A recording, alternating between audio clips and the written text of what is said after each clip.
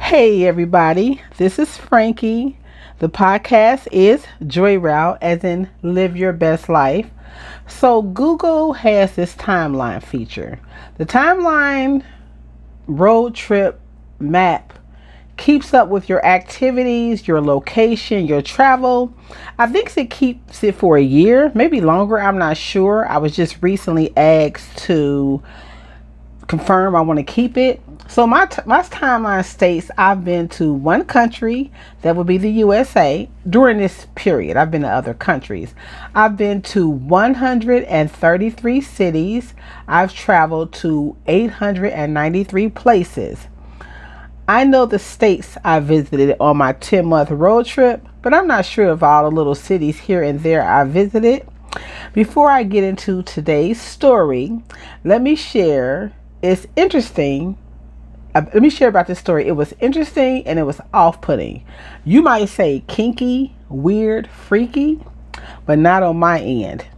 Again, before I get into the juicy story, I invite you to stick around to the end if you are interested in what's coming up next in my travels for the Joy Route. By the way, I said I'm Frankie, right? I said hello and welcome, welcome, welcome. The channel is Joy Route Road Trip Podcast. This podcast is going to get you through a long drive today. Let me tell you, Joy Route means live your best life. For me, that's living mostly full time in my van. It's taking long road trips. It's taking life 1 mile, 1 minute, and 1 cup of light roast coffee at a time. What's your Joy Route? How are you living your best life? Now, let's get into today's story.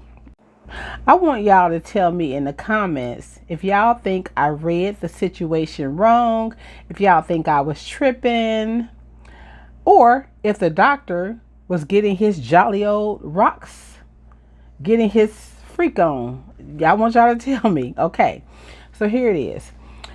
So I was on a 10-month road trip. As I prepared to come back home, obviously you need to get your car serviced before you get on the road to go on your road trip. And maybe if you're gone for 10 months like I was, you need to get it serviced when you get off the road.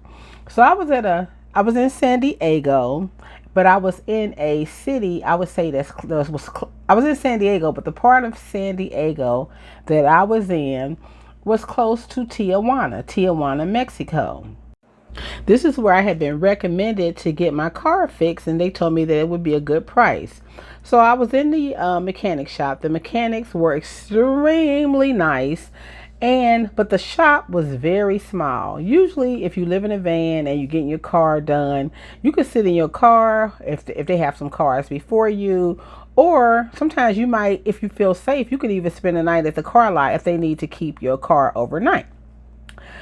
Okay, so in this particular car shop, it was extremely small. And it was hot outside on this San Diego day. And that's probably the reason why I had been in San Diego for several months, because the weather is usually 70 degrees all day, every day. But on this day, like I said, it was hot. I felt sick. I felt dehydrated. I felt nauseous. I had to run around and do a lot of stuff. So of course I could have waited in the car repair shop's lobby for my car to be repaired. But like I said, it was small and hot and stuffy, and I was feeling sick. The mechanic took notice, and he suggested that I could go he said I should go, like, I guess across the street and down the street to this nearby no cost clinic. It was a clinic in the neighborhood. He said I could even make a donation, or I could just go in there. And I'm thinking, if they had air conditioning, I'm going. So I ended up going to this no cost clinic. And the clinic was very small. It was about the size of, I would say, like a house, but it was a little building, like a little trailer building, actually. I get in there, and at the desk is a receptionist. She looked about 20, in her 20s, and she's a pretty receptionist, or, cute.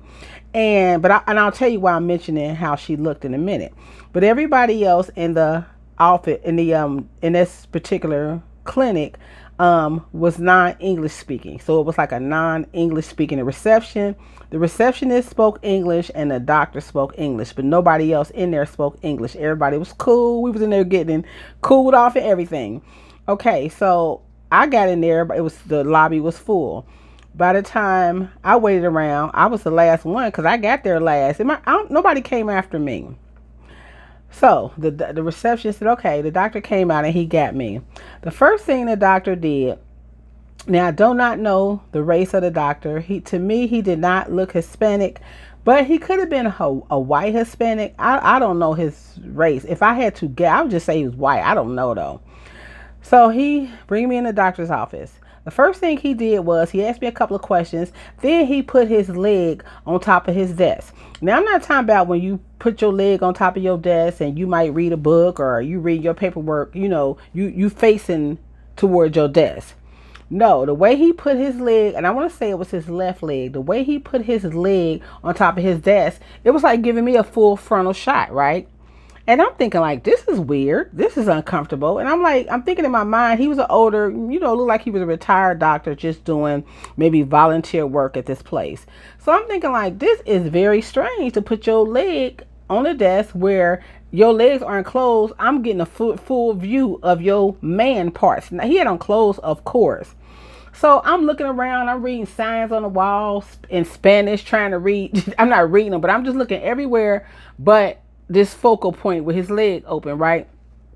So he's talking to me, and I barely can answer any questions. I'm already dehydrated and hot.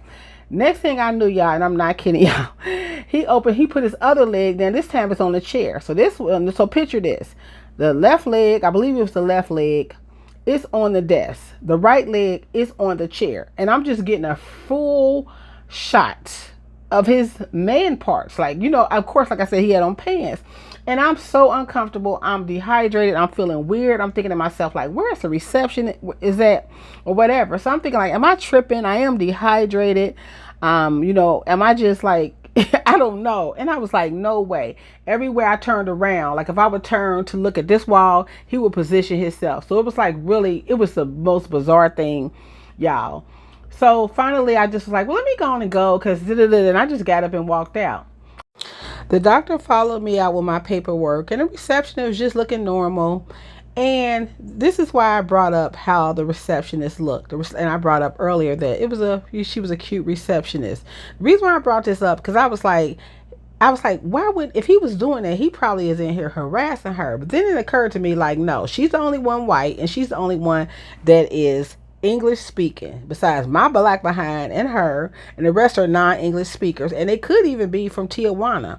So I thought that he purposely just did that, and I don't know. So as is the case, when situations happen, we all call people who we trust, right? I call my cousins, usually one of my cousins, and I ask her, and she was like, girl, my cousin is really crazy, or really just wow. She was like, I ought to open my legs back up, like, you playing this game? We doing this today? And I was like, no.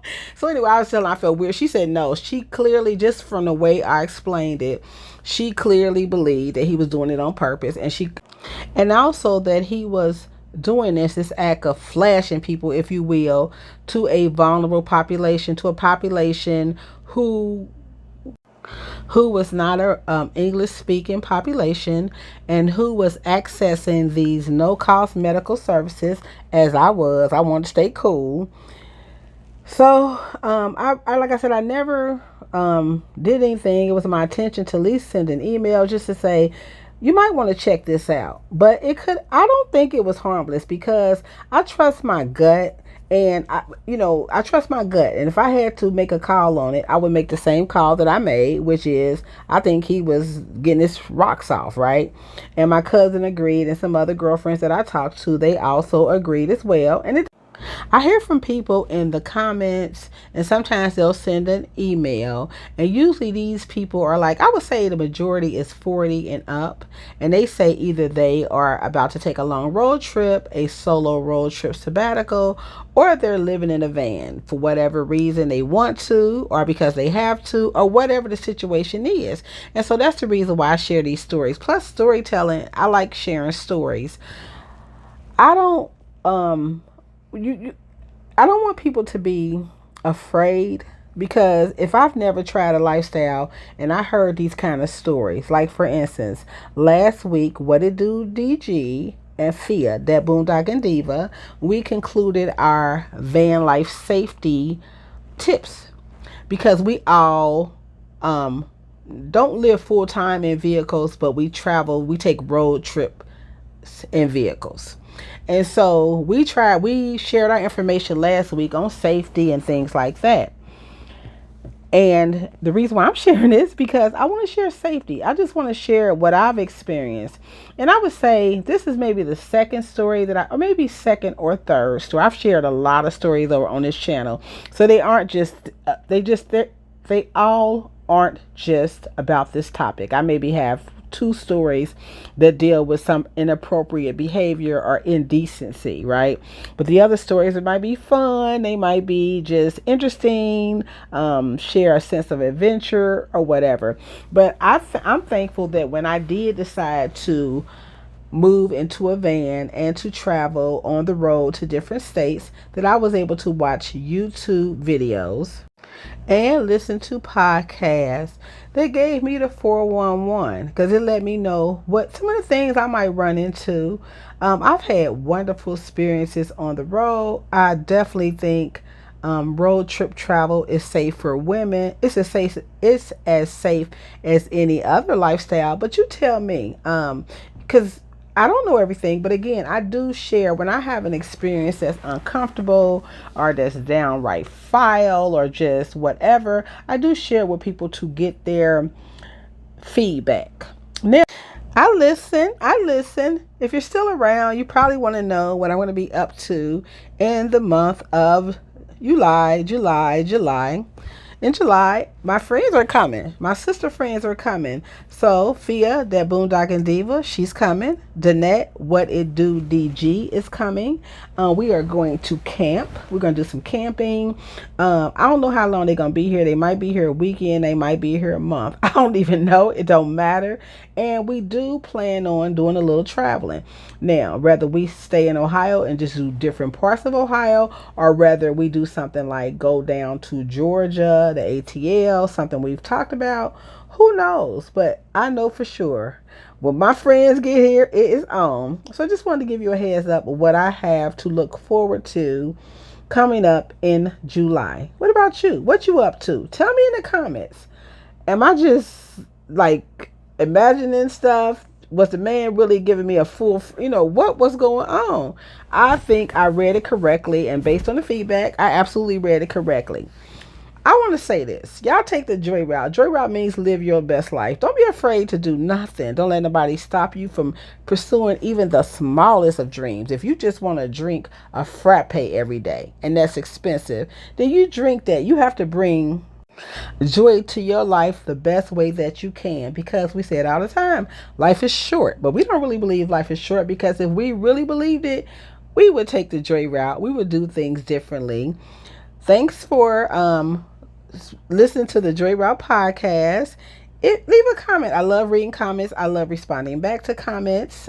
Give a like and share this out. Y'all share this out with some people who might need to know about some stuff that's going on. Thank you, and take the Joy Route. Chat soon.